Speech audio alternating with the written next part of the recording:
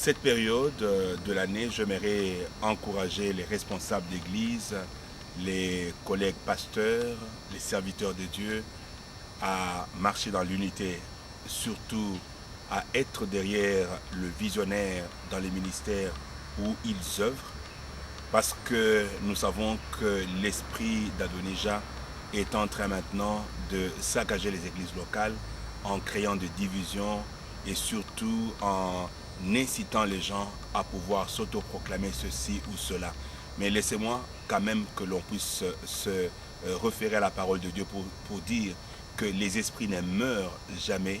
Si l'esprit qui avait agi à Adonija avait travaillé en ce temps-là, nous savons qu'Adonija, en tant que fils de David, il était, n'est-ce pas, candidat à la royauté, mais il n'est pas allé par, n'est-ce pas, la manière la bonne.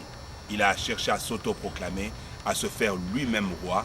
Et c'est ce que nous voyons aujourd'hui. Il y a beaucoup de gens qui vont à travers le monde et qui s'autoproclament pasteurs, d'autres s'autoproclament prophètes, évangélistes, docteurs, apôtres.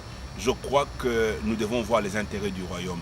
Venons dans le royaume, servons le Seigneur et tous apprenons surtout à supporter l'homme que Dieu a placé, n'est-ce pas, dans une assemblée locale. Laissez-moi encore vous rappeler une chose. La parole de Dieu nous dit que les conducteurs que Dieu a placés, s'ils font ce travail en murmurant, ils ne le font pas de bon cœur parce que nous ne les mettons pas à l'aise. Nous, en tant que brebis dans une assemblée locale, nous n'allons pas prospérer. Ce n'est pas à notre avantage. Il est très important de comprendre que le berger ou les visionnaires dans un ministère, il est appelé par Dieu, il est établi par Dieu et non pas par les hommes.